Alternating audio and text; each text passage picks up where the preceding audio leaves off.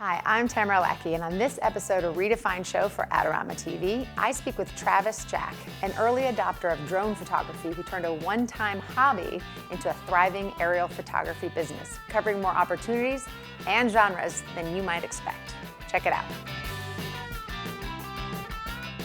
Thank you so much for coming by today. Thank you for having me. I really appreciate it. This is awesome. It is awesome. We haven't even started. I know, I get to be here in this nice new studio. Yeah, brand new. Well, not brand new, like 5 months old now.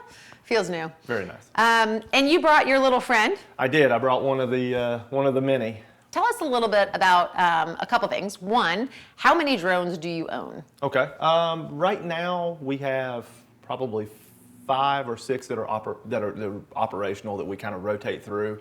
We have several of this platform because it's modular, so I can pull this camera off. I can put a like GoPro-ish type camera on there. I can put a thermal camera on there to where I can see body heat, where we could use it for search and rescue, that sort of thing. Or I can leave this, which is based on a Panasonic GH4 DSLR. Perfect. But how does this compare in size to your others? This is it's probably kind of medium size. We have the little tiny small, it's called a Phantom. They're about this big. Yep. And then we have the big, octocopters that carry like a full frame DSLR. How heavy are those? Fully loaded out with the gimbal, the drone and everything, they come in the mid 40, right in the 40-pound range. Okay. And how did you get into this? So I got into this completely by accident. I had no intentions of ever really becoming a professional photographer. It just kind of happened. I did almost 15 years in law enforcement. Mm-hmm. So I worked law enforcement in Tennessee, which is where I grew up, and then I went out west and took a position with the federal government, and then ended up relocating back here because my wife was from here to North Carolina. Here to Raleigh, or here, Raleigh down the road. Yeah. My wife is from Raleigh, so I worked almost 9 years with Raleigh Police. During that time, I started doing some amateur drone photography, probably back in like 2012. Was that just for you as a hobby outside of your career? Yeah, it was just something I bought a little $1,000 drone off Amazon and was playing around with it until my wife found out how much it cost and was mad at me and told me I needed to find a way to make money with it or get rid of it. So it was literally just for fun. I bought it just to play around with.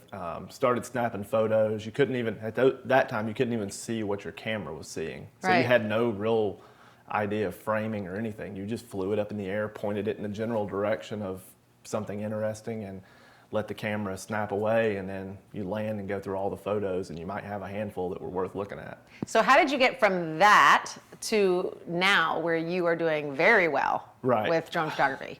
So it was aerial photography. Right. It was a slow progression. We started out like we had a couple entities notice our work.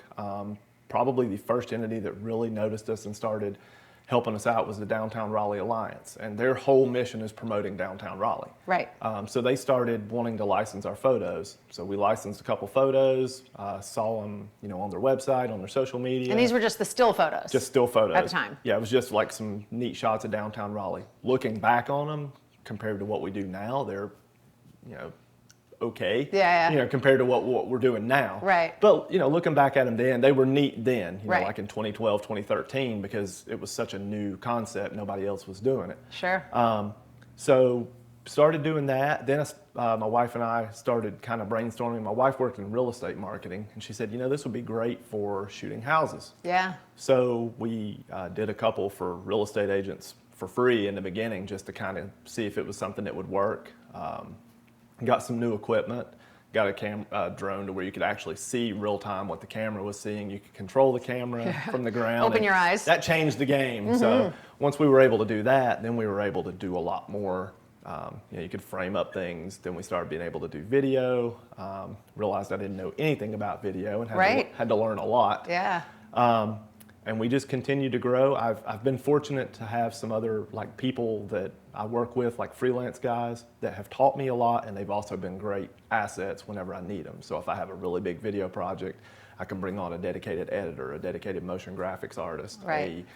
Second camera operator. And having the network of those guys has really took my business from a hobby to a very busy, to where we are now, which is very busy, which is great. I'm thankful every day for it. And did you retire from the police force around the same time you started getting up to speed with drone photography? So that was a really hard decision to make because I was, a good chunk of the way into my career towards a, guaranteed retirement pension and all that. So I really had to kind of weigh things back and forth. And I just set some benchmarks of income and said, here's what I'm making at the police department. Here's what my business needs to be making on an annual basis. Right. And I kind of did that, made sure I could do that 2 years in a row and sustain it. So I did a whole lot of work, double duty. For 2 years? For 2 years of doing police. Yeah. Well, actually a little bit longer, but it was, in the beginning we were so slow, I would get maybe a shoot on a weekend or, 1 or 2 shoots a week. Right. The last year at the police department, I took about 7 years worth of vacation time in a year. Ooh. So I burned through like 500 hours worth of my vacation to go out and do photo and video shoots, to travel. We did shoots in Iowa, Virginia, Georgia, South Carolina, just while traveling still all fully over. employed. While still with the police department. Yeah. And and I ask because that's usually a tough balance for people when they're trying to make that call. I love this. It was hard. Campus secure. It was. It's kind of like I described it like as Tarzan. It's like you don't want to let go of one branch so you have a firm grip on the next one. But eventually, talking it over with some of my friends, some of my fellow officers, everything said, if I'm going to do it, now is the time. Right. We were busy enough to sustain us. The income level was there. And then at the same time, my wife was pregnant. So we kind of made the decision that, okay, I have paternity leave coming up. So during the paternity leave, I'm going to, of course, be a dad, but I'm also going to see how the business works while I don't have the police schedule pulling me away from it. And it was pretty clear within about the first week that if I didn't have to deal with the police schedule, that this was really going to go. Yeah. So. And you commented earlier when we were talking that sensation of being outside a bar at what time in the morning? Oh yeah, staying out there at 2 and 3 in the morning. That's why I really started trying to find something other than doing security jobs. And that was the security job you were doing to supplement your police salary, yeah. Right? Because I'd been with Raleigh Police for 9 years, and then I had 6 years of experience elsewhere, and I was making maybe $50,000 a year. Yeah. Which if you live in the city of Raleigh and you're making $50,000 a year, you're pretty much right at the poverty line. Right, it's crazy. You've got a house and all this, and then I was constantly being called in for court on my days off. I'm having to work extra duty jobs like 16, 20, 30 hours a month of extra duty, 3 hours at a time. Yeah. And it's never desirable. And that was after doing all these jobs. Right. Yeah. And that's when I started doing this as a side business, and then that kind of pointed me in I'm doing this as a side business. I probably ought to find out what are the laws and what are the regulations and what are all this. And at that time, there weren't any. Right. So there was really nothing. It's still under debate, right? I mean, you can get, there's licensing and SEC rulings, but there's still questions about distance to ground. Well, there's a lot. It's a lot more clear cut now. There's still a few gray areas that they're working on. I guess on a legislative. The lawmakers are working to kind of fine tune those. Right. But it's a lot more clear cut now. I mean, you have. You have a license, right? I do. You have to have a license from the FAA, which it's called, for us, it's called Part 107 license. Okay. So Part 107 is just the law that it's the statute number that defines commercial UAV operations. Part 101 is the law that defines the hobby operations. And then within Part 107, there's a bunch of subsections like .29, which defines, daylight when you can operate, that sort of things. So there's actual licenses based on time of day that you can... Well, you have a license and then you can get waivers. So you have to apply for a waiver. So if you want to fly at night, really anytime after the official sunset, you have to have a waiver that frees you from the night operation requirements. You have to apply to the FAA. They balance that. You have to submit to them that you have the ability to mitigate certain risks. There's a lot of stuff like night illusions and night illusions. Things that your eyes do at night that can cause issues. Like if you're watching, say you see a flashing light off in the distance, how you can determine if that flashing light's moving towards you, away from you, or stationary. There's different things you have to do. I didn't even think about that. Right, and who would? Yeah. But it's things you have to understand and you have when to be you're able to mitigate operating, because you have to give way to manned aircraft. So if you see a flashing light coming towards you, you should land. And at night, it's not as easy to determine. During the day, you hear a helicopter, see a helicopter, you can look up and see it. Yeah. But at night, especially if you're flying around a city, there's flashing red lights on top of every building. Right. You know, cell phone towers, all that stuff have flashing lights on them. So you have to learn techniques to be able to look at that and distinguish, is that something? Is it coming towards me? Do I need to take action? Have you ever seen something super freaky in the air? Probably the like scariest thing I've seen for me is I had some birds trying to attack the drone. Oh!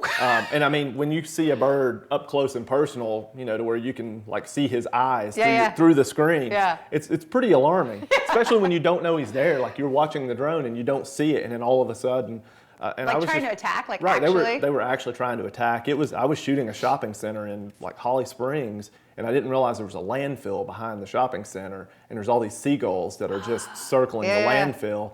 And they kind of all came around in a big wave, and it was all I could do just to bring it back. Full on aggressive, diving at the drone. That was one of the scarier things.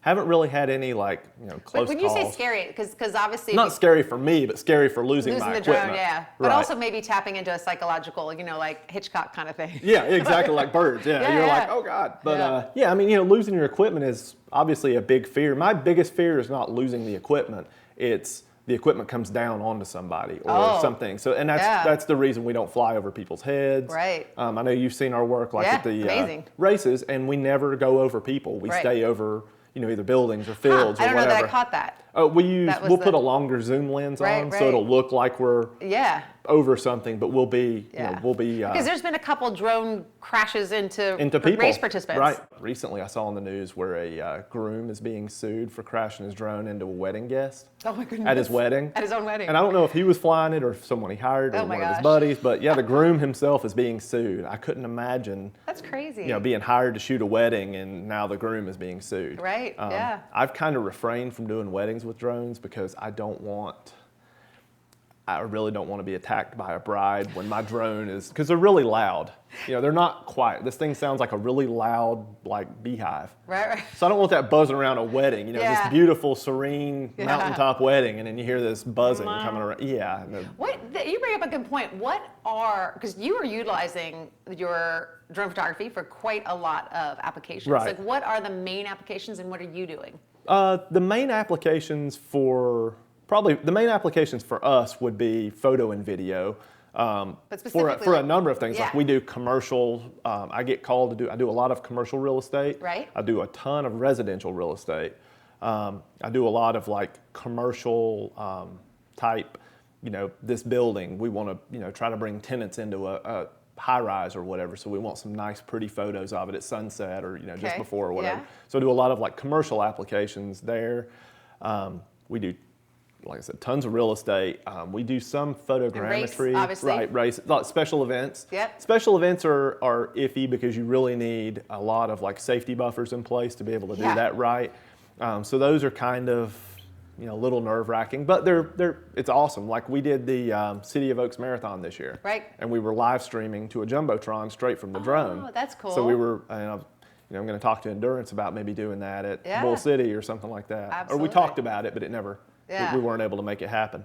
So you've got the drone up in the air, you've got the footage, and it's live feeding to a Jumbotron. Right, we can live stream it straight to a Jumbotron. Wow, that's amazing. Thanks so much, Travis. Check us out here next time on Adorama TV. And do not forget, there's tons of content that you can fly through on Adorama TV. Go ahead and subscribe.